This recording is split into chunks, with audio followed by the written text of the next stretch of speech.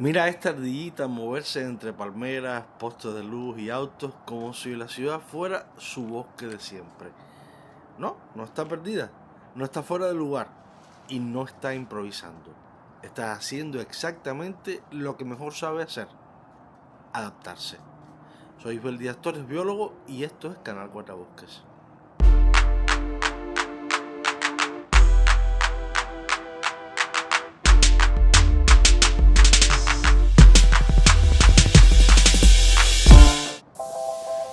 Se trata de una especie nativa de gran parte del este de Estados Unidos, aunque su presencia se ha expandido más allá de sus rangos históricos gracias a la urbanización y a introducciones humanas en distintas regiones.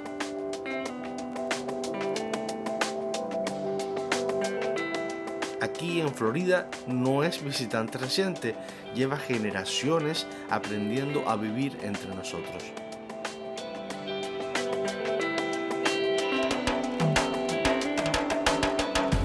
No es que esta ardilla soporte la ciudad, es que la ciudad se ha convertido en parte integral de su hábitat. Donde antes había bosques continuos, hoy hay fragmentos verdes, parques urbanos, patios, líneas eléctricas y tejados. Y ella ha aprendido a conectar todo eso como si fuera un solo ecosistema.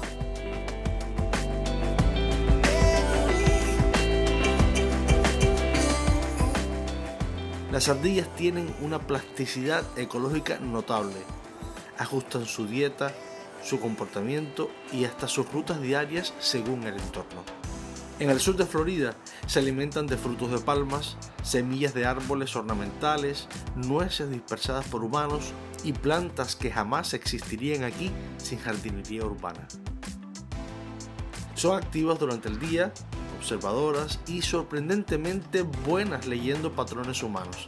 Saben cuándo un parque está tranquilo y cuándo es mejor desaparecer.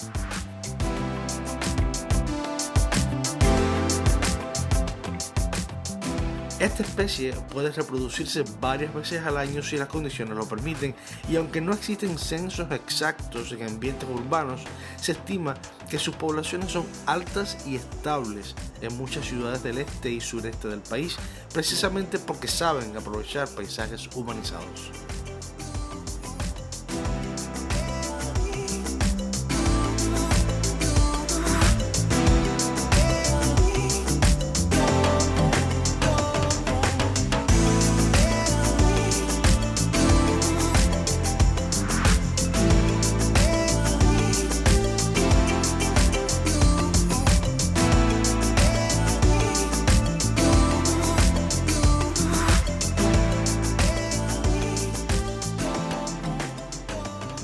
Uno de los comportamientos más fascinantes de las ardillas es enterrar semillas para el futuro.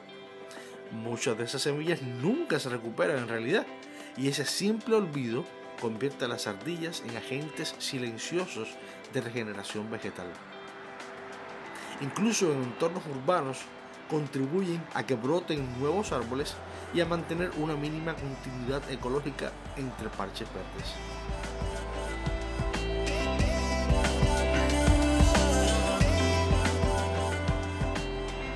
Ahora bien, no todas las ardillas que vemos en Florida son iguales ni tienen el mismo impacto. Existen especies nativas como esta que forman parte de redes ecológicas históricas y otras que han sido introducidas en distintos lugares del mundo por comercio, como mascotas o decisiones humanas mal pensadas. Ahora, no toda especie introducida es automáticamente invasiva. Yo reservo el término invasiva para aquellas que generan un daño económico significativo, alteran gravemente los ecosistemas o desplazan a otras especies de su nicho.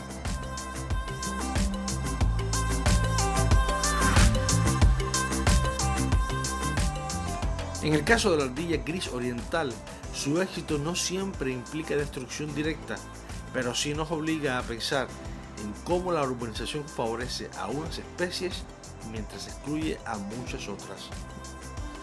Si este tipo de reflexiones te resultan útiles, este es un buen momento para dejar tu like. Ayuda mucho a que estos contenidos lleguen a más personas. Las ardillas suelen generar conflictos con los humanos cuando entran en áticos, comen plantas cultivadas o se acercan demasiado buscando comida. Pero estos conflictos casi nunca empiezan por ellas, sino por cómo diseñamos nuestras ciudades y cómo manejamos la convivencia con la fauna. La ardilla gris no es una villana ni una heroína, es una respuesta viva a un modelo urbano que fragmenta, simplifica y selecciona. Mientras muchas especies desaparecen silenciosamente, ella prospera porque sabe leer nuestras reglas, nuestros ritmos y nuestras contradicciones. Cuando una ardilla cruza una calle, trepa un poste o se detiene a mirarte por un segundo, no estás viendo solo fauna urbana simpática, estás viendo una sobreviviente, una especie que ha aprendido a vivir en los márgenes de un mundo construido para humanos. Tal vez la pregunta no sea por qué hay ardillas en la ciudad, sino qué tipo de ciudad estamos creando cuando solo algunas formas de vida logran adaptarse. Pensar la conservación hoy no es solo hablar de parques nacionales lejanos, sino de cómo convivimos con la vida que comparte nuestras aceras, nuestros árboles y nuestros silencios.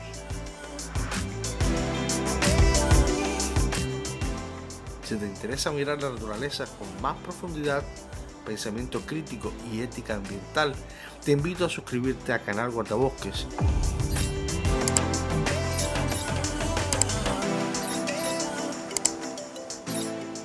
Soy Isabel Díaz Torres y aquí seguimos observando, cuestionando y aprendiendo a coexistir.